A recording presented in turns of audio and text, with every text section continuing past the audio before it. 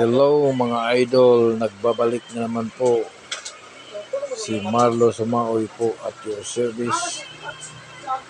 Mayroon naman po akong ituturo po sa inyo paano gagawin ito pong slip ring ng isang alternator ng Toyota Hiace po na damage na po ang kanyang slip ring, grounded po. Dahil dito po sa amin, kinukumpuni lang po namin ito kasi mahirap po magbili ng piyesa dito sa amin, malalayo po ang bibilhan. Pag nandito po kami sa kasulok-sulukan, kaya diskarte na lang muna kung madidiskartehan pa. Pero kung hindi na talagang hanap kami ng paraan na makabili mga idol.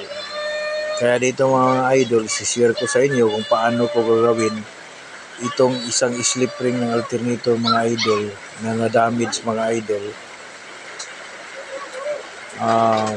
na-grounded na mga idol yung kanyang slip ring, nagsushoot na mga idol.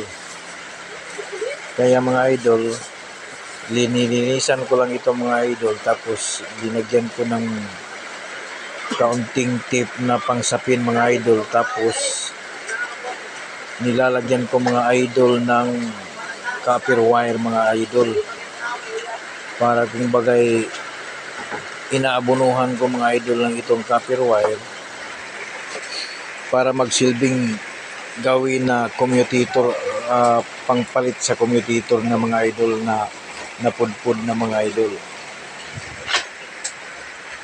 Magkikis-kis lang tayo mga idol ng copper wire para kunin natin yung kanyang pinaka-insulation mga idol, para madaling kapitan po.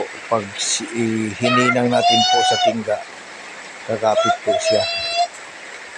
Ito mga idol, inabunuhan ko muna itong may natira pang kunting slip ring sa gilid mga idol, para doon ko ipakapit mga idol yung kanyang ilalagay natin na magnetic wire mga idol.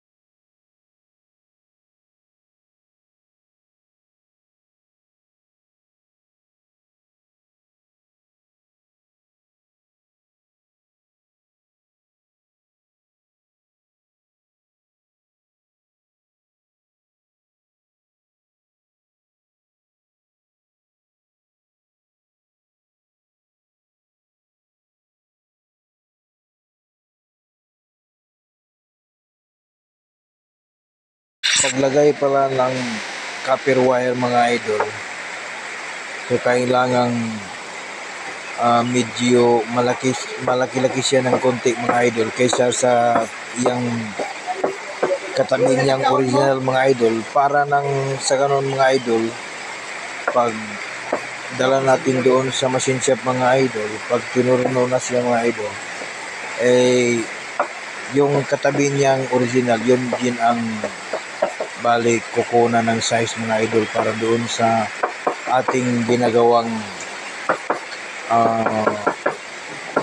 ating ginalagay na wire mga idol, para magawa din siyang slip ring mga idol.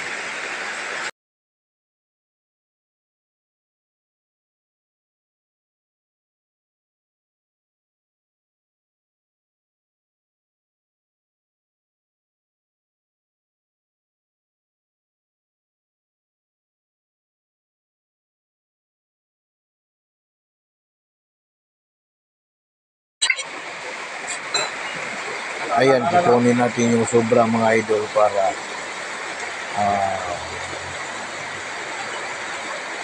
talagang buo na yan mga idol. Ngayon mga idol, titistingin natin siya mga idol kung okay ba yung kanyang continuity mga idol.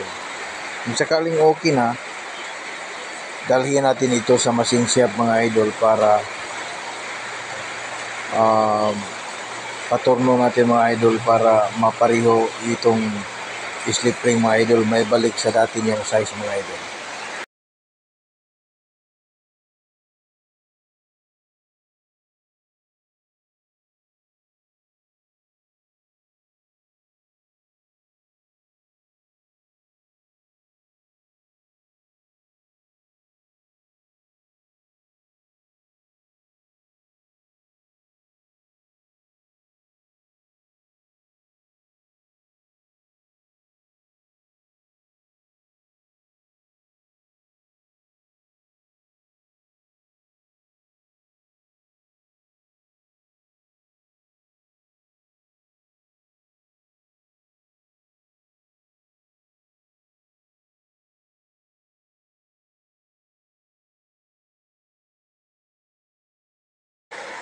Ayan mga idol, tapos natin lagyan ng copper wire mga idol. Kaya ngayon mga idol, dadalhin natin ito sa machine shop para maparepis natin mga idol.